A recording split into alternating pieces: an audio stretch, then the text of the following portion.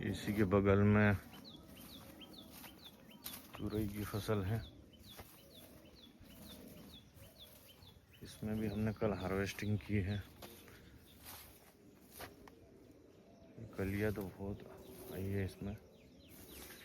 ये भी पूरी तरह से गौ आधारित है, प्राकृतिक है। हम काफ़ी समय से संघर्षशील है लोगों को अच्छी सब्जियां, अच्छा अनाज देने के लिए, और काफ़ी हमारे संतुष्ट ग्राहक है वो इस चीज़ को समझ रहे हैं और ये चीज़ें हमसे परचेस करते हैं। तो आप मान सकते हैं कि ये हमारे देश में गौ आधारित प्राकृतिक खेती संभव है। जो हमने एक मेंटलिटी, एक मानसिकता बना रखी है कि भाई हमारे देश में इस तरह की कोई चीज़ें होना असंभव है, लेकिन हमने इसको साबित करके दिखाया पिछले 14 वर्षों से। आप सरकार के भरोसे नहीं बैठ सकते, सरकारी सिस्टम के भरोसे नहीं बैठ सकते। जो भी करना है अपने स्वयं के संघर्ष से करना है, कोशिश से करना है। तो हमने ये साबित करके दिखाया है कि हमारे देश में गौ आधारित प्राकृतिक खेती होती है। आपके यहाँ कई लोग आपको बताएंगे, डराएंगे, लेकिन मैं तो पिछले 14 वर्षों से सोशल मीडिया के माध्यम से या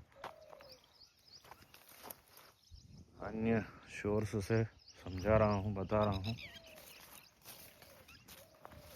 1 लाख रुपए की तनख्वाह लेके ऑफिस में बैठ के एडवाइस देना बड़ा आसान होता है, लेकिन फील्ड में काम करके एक जवान को, एक किसान को, जवान को बॉर्डर पे और किसान को अपने खेत में मेहनत करना, संघर्ष करना, कुछ आधुनिक तकनीक का भी हमने प्रयोग किया है, लेकिन आधुनिकता के साथ साथ परंपरागत भी है। ये कुछ गोभी भी हमने लगा रखी, यहाँ धनिया था बाजू में, मार्केट नहीं मिलने के कारण हमने इसको रोटावेटर किया है। इस तरह का बड़ा बड़ा हो गया था, थोड़ा बहुत बेचा भी सही, लेकिन कुल मिला के हमें नुकसान ही हुआ है। पता नहीं भारत के किसान की दुर्दशा कब ठीक होगी।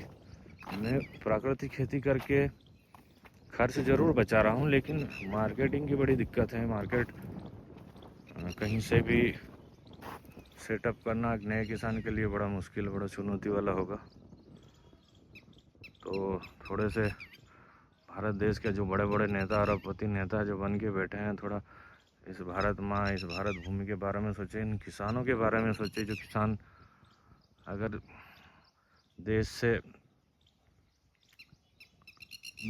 में अगर खेती का सिस्टम उसने बंद कर दिया तो प्रलय आ जाएगा।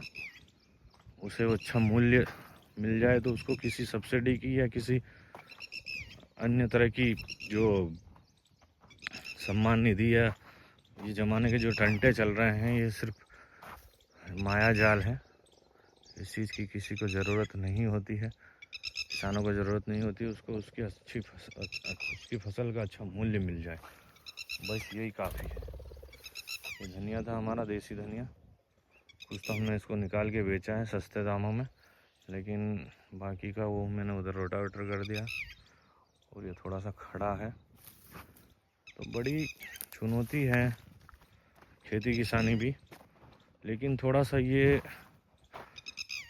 देश के किसानों से मेरी विनम्र अपील है, विनती है कि थोड़ी सी अपने लिए, अपने परिवार के लिए धीरे धीरे ही सही प्राकृतिक खेती की शुरुआत करें। और ये अनचाहे जो खर्च है, हम अभी फसलों में अनाप शनाप खर्च कर रहे हैं, उससे सिर्फ और सिर्फ जो दवाई कंपनियां हैं वही फल फूल रही है, किसानों में इसका कोई भला नहीं है। तो कम से कम खर्च करें, ज़्यादा उत्पादन पे ना जाए, कम उत्पादन करें। जिन फसलों का जो ज़्यादा उत्पादन होता है, हमें उसका मूल्य नहीं मिल पाता। डिमांड और सप्लाई की चेन को बना के रखें, बस यही मेरी एक अपील थी देश के किसानों से। और देश के सरकार से भी अपील है कि किसान अगर जिस दिन खेती करना छोड़ देगा वो कब तक घाटा सहन करेगा। प्राकृतिक प्रकोप अलग होता है। अभी कई दिनों से बरसात नहीं हुई है, किसान आसमान की तरफ ताक लगाए बैठा है कि कब बारिश हो कब नहीं हो।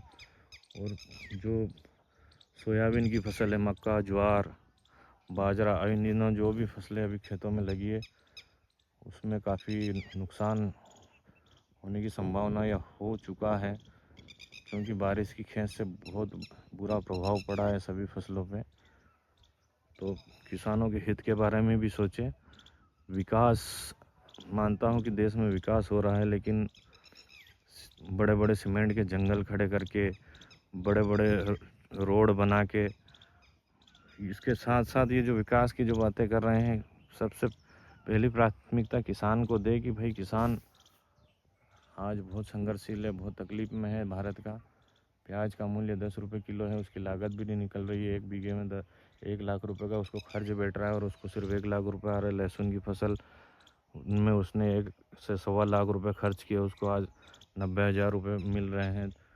सोयाबीन की फसल में भी वो 25,000 रुपये खर्च कर रहा है और उसको सिर्फ 25,000 रुपये मिल रहे हैं। तो ये ऐसी बहुत सारी चीज़ें हैं। गेहूँ में भी काफ़ी लागत बढ़ गई है और अन्य जो फसलें हैं, जो उनके बीज और बहुत सारी चीज़ें ऐसी हैं जो काफ़ी महंगी हो चुकी हैं, लेकिन किसान की फसलों का मूल्य ज्यों का त्यों पड़ा है। तो सरकार गंभीरता से सोचे और सरकार के तंत्र में जो बैठे हैं, जो सिस्टम में बैठे हैं, वो लोग भी थोड़ा सा मेरी बात को ध्यानपूर्वक सुने, अमल करें कि देश का किसान अगर ज़िंदा है तो तुम सब ज़िंदा हो। जिस दिन देश का किसान ख़त्म हो गया, तुम भी कोई नहीं बचोगे। तो सिर्फ और सिर्फ नौकरी ना करें, नौकरी को ईमानदारी से करें। बहुत बहुत धन्यवाद। वीडियो अच्छी लगे तो लाइक और शेयर ज़रूर करें। वीडियो थोड़ी बड़ी है लेकिन किसान हित में है। बहुत बहुत धन्यवाद। मैं किसान नरेंद्र सिंह राठौर, गांव लबरावदा, जिला धार, मध्य प्रदेश से पिछले 14 वर्षों से गाय आधारित प्राकृतिक खेती। जय श्री राम।